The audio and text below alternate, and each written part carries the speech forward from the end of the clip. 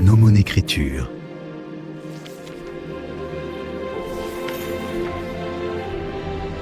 Libérez votre imaginaire. Nomonautes, internautes et flâneurs occasionnels, bonjour, bienvenue sur ma chaîne, bienvenue pour ce troisième cours d'écriture. Alors aujourd'hui nous allons aborder le sujet principal, le cœur de tout livre, le personnage. Nous allons essayer donc de voir ce qui en fait les forces, les faiblesses. Est-il méchant? Est-il gentil? Qu'est-ce qui le rend particulièrement humain? C'est certainement ce qui est le plus difficile dans l'écriture, c'est de rendre un personnage fictif réellement humain, d'en faire une personne crédible. C'est ce dont nous allons parler aujourd'hui. Alors le cours se découpera comme d'habitude en 3 parties. Première partie, l'importance du personnage. Seconde partie, comment rendre un personnage crédible. Et troisième partie, vous n'allez pas y échapper, un petit exercice pratique.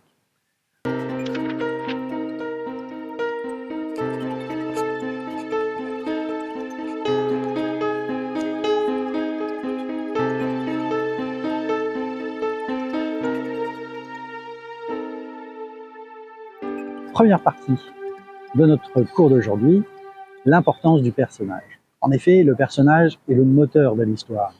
Regarde ça, c'est le dernier des V8. Imaginez un livre écrit sans aucun personnage, en fait ça stagnerait tout bêtement. Imaginez un trésor perdu dans une grotte sur une île lointaine, s'il n'y a pas de personnage, personne ne vient le chercher. Donc ce qui est intéressant, c'est qu'un héros intrépide apprenne l'existence de ce trésor, qu'il affrète un galion, je ne sais pas, cherche un équipage, des pirates. Imaginez tout ce qui peut se passer. Donc c'est le personnage qui va faire non seulement avancer l'intrigue, mais aussi vous relier émotionnellement à tout ce qui lui arrive. Alors après, évidemment, le personnage peut être positif, négatif, il peut être ambigu, il peut être méchant, il peut être gentil. Toute la palette des sentiments et des sensibilités s'offre à vous, et c'est vraiment l'intérêt de la chose.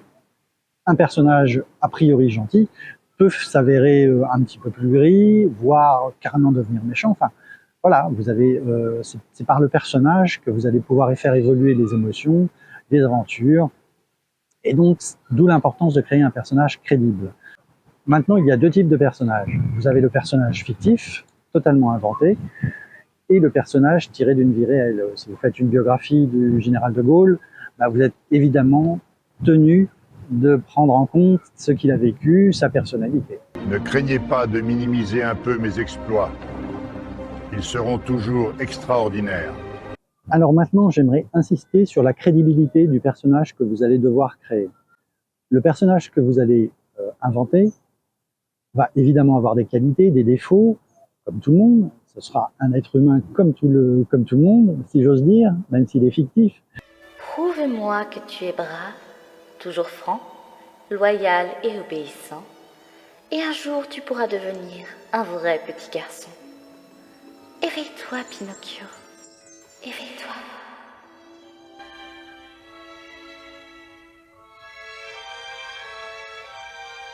Il faut que les qualités et les défauts que vous avez développés au fur et à mesure du récit restent les mêmes, même si elles évoluent. Effectivement, un personnage peut être terriblement antipathique au début du livre, et puis au fur et à mesure des aventures qu'il va vivre, va peut-être s'amender, devenir plus sympathique, que sais-je. Effectivement, mais il y aura une évolution, il y aura un arc du personnage. Maintenant, si au début du livre, il a une qualité et qu'en cours de route, il l'a perdu sans qu'on sache réellement pourquoi, et que même ça vienne contredire le début de l'ouvrage, là ça va plus, parce qu'on entre dans des conflits de narration et dans des conflits de personnalité qui vont déstabiliser probablement le lecteur et peut-être même le faire décrocher du livre. Qu'est-ce que c'est que cette matière? C'est de la merde. Donc faites très attention à votre personnage, il doit être très structuré, logique avec lui-même. Il ne doit pas forcément être logique dans le monde dans lequel il vit, mais il doit être logique avec lui-même. Il doit avoir sa propre logique et s'y tenir. C'est souvent ce qui est le plus compliqué à faire, non seulement pour les personnages, mais aussi pour l'univers qu'on veut créer en général. Donc faites très attention à tout ça. Moi, dans ces cas-là, ce que je fais, c'est que je crée des fiches. Je fais une fiche d'identité du personnage. Je lui inscris ses qualités, son âge, ses goûts, s'il a un goût pour la photographie, s'il a un goût pour, je sais pas, le surf. Enfin voilà, je fais vraiment une fiche d'identité du personnage pour après m'y référer. Ça me permet de garder un peu les pieds sur terre et de pas dévier. C'est très facile, en fait, au fil de la narration, d'avoir une situation qui ne vous aide pas. Vous dites, ah mince, là, il est dans telle situation, ça m'arrange pas trop, parce que vu son profil, il devrait réagir comme ça, mais là, moi, ça ne m'arrange pas parce que j'ai envie plutôt de l'emmener dans une autre direction.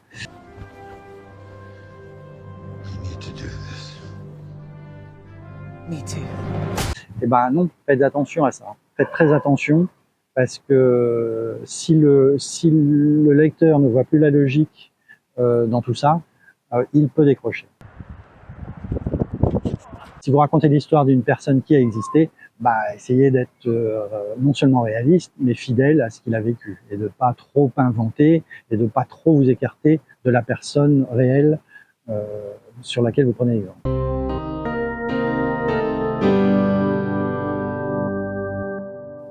Alors, seconde partie de notre leçon, comment rendre un personnage crédible.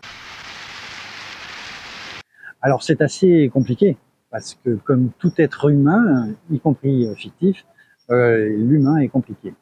Donc, même si vous faites un héros très positif, chevalier blanc,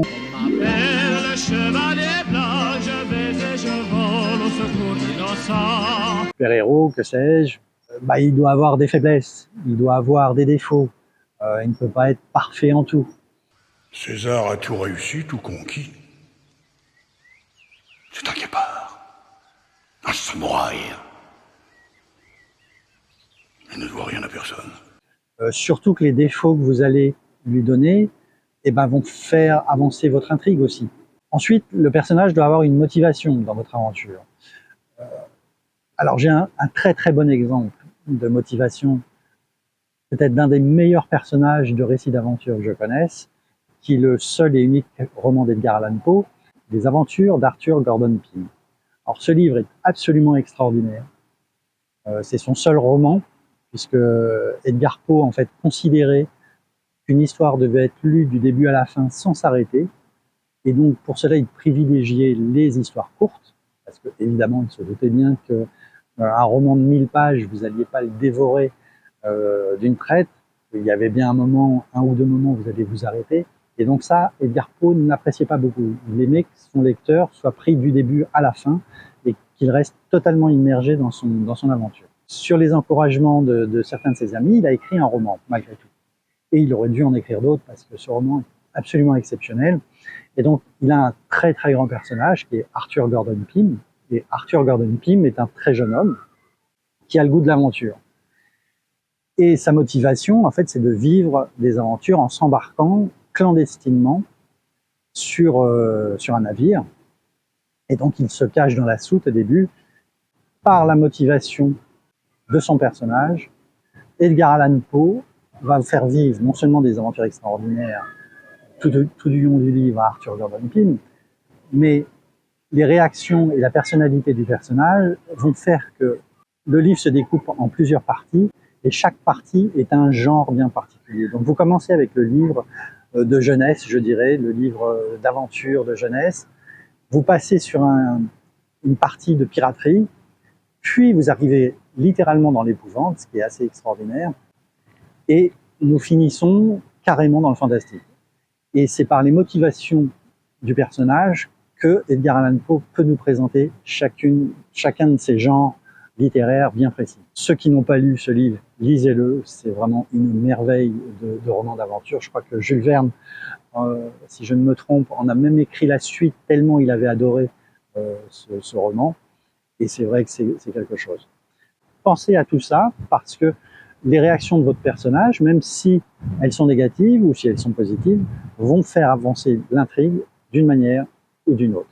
Alors pour en revenir sur les motivations d'un personnage, il n'y a qu'à lire Shakespeare, hein, j'ai envie de dire, la vengeance, l'amour, la guerre, voilà, on est toujours un petit peu dans les classiques.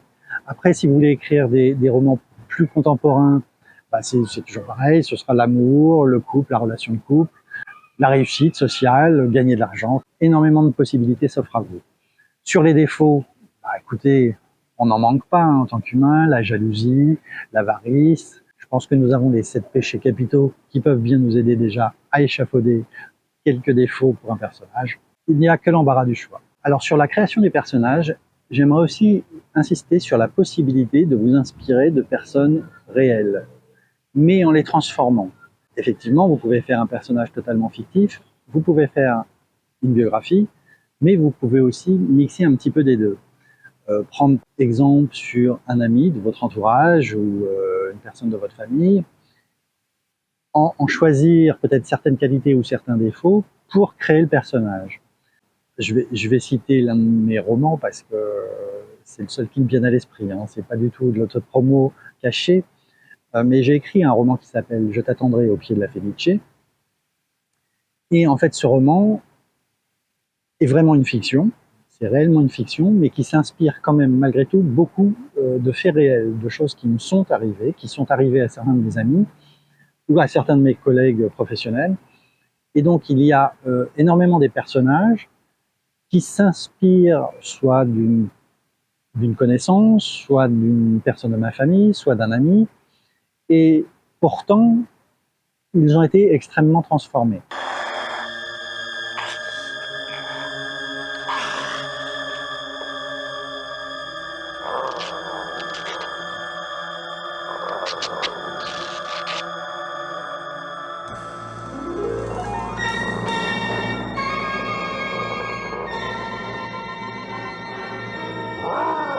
Donc vous pouvez vous inspirer énormément des gens de vos proches, de votre entourage, ça peut vous aider, ça peut vous donner une colonne vertébrale sur un personnage.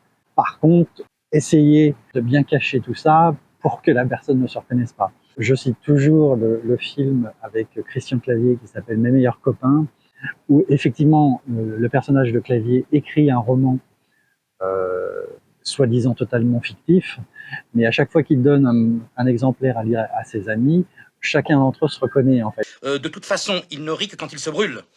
Ça fait plaisir comme jugement de la part d'un bon copain, non? C'est pas toi, c'est un roman. Mais vous commencez à me pomper à vous identifier au personnage. Ça n'a rien à voir avec toi, le type est roux. Oui, bien sûr. Mais enfin, il est quand même metteur en scène. Oui, mais tu n'es pas le seul metteur en scène au monde. Comme si changer juste la couleur des cheveux suffisait à ce qu'on ne me reconnaisse pas.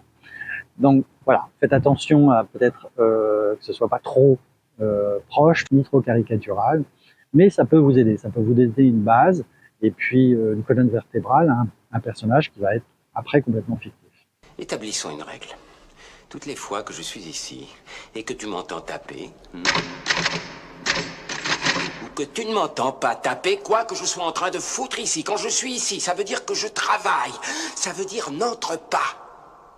Tu crois que tu peux te mettre ça dans la tête? Oui. Lorsque vous faites la fiche d'identité de votre héros ou héroïne, ce qui est bien aussi, c'est de lui préparer une petite biographie.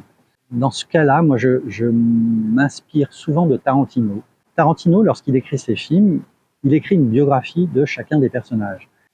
Alors Tarantino est un cas un peu extrême parce qu'il peut écrire des biographies de personnages qui comptent des centaines de pages, dont les 3/4 ne seront absolument pas dans le film, mais qui lui donnent un background absolument d'une richesse extraordinaire lorsqu'il parle avec ses acteurs, bien sûr. Je conseille de faire un peu la même chose, c'est toujours très intéressant. Alors n'en faites pas des tartines, hein, c'est pas la peine, mais de faire un petit peu l'enfance du personnage, un petit peu son adolescence, un peu son passé, éventuellement son futur si vous projetez quelque chose pour lui.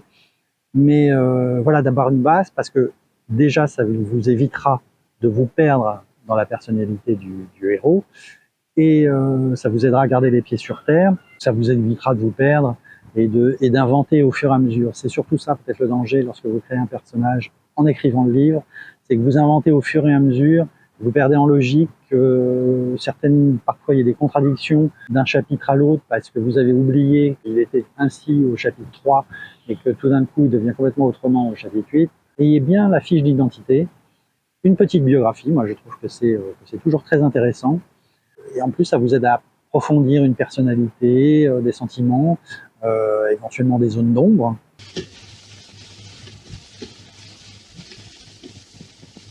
Du hast aber einen schönen Ball. J'insiste encore un petit peu en vous disant que la biographie que vous allez écrire n'a pas besoin de se retrouver dans le livre. C'est simplement pour vous aider, vous, en tant qu'écrivain, rédacteur, à rester focus sur votre personnage. Ça va vous aider à garder les motivations en tête et ne pas vous perdre en cours de route.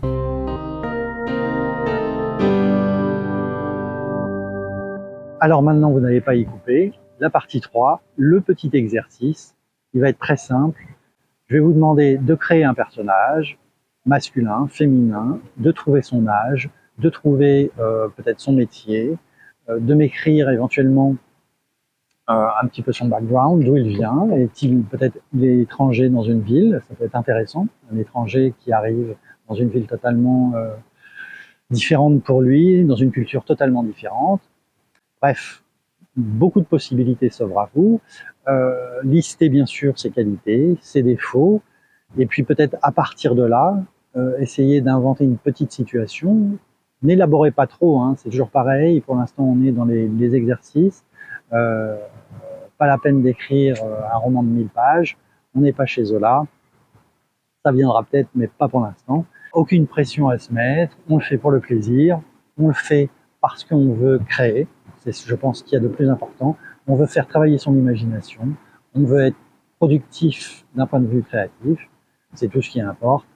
Le reste, c'est du bonus.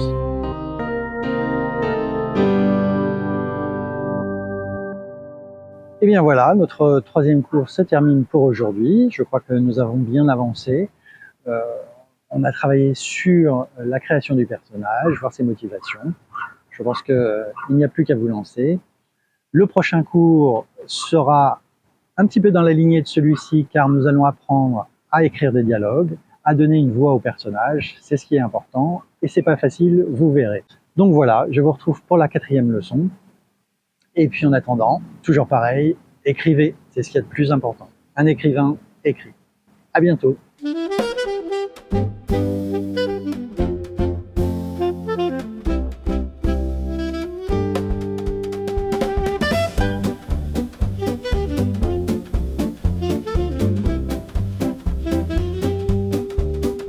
Ce matin, je me suis réveillée avec cette drôle d'idée. Elle me tournait dans la tête sans que je puisse la stopper. Elle me disait, tu es bien bête, où crois-tu aller? Tu ne sais pas que la vie est courte et qu'il faut en profiter.